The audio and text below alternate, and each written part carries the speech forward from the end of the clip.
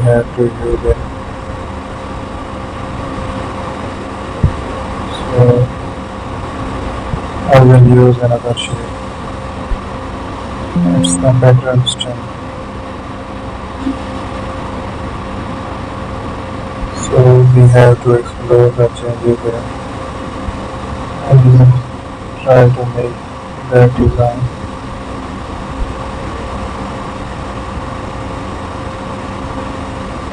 So use a structure.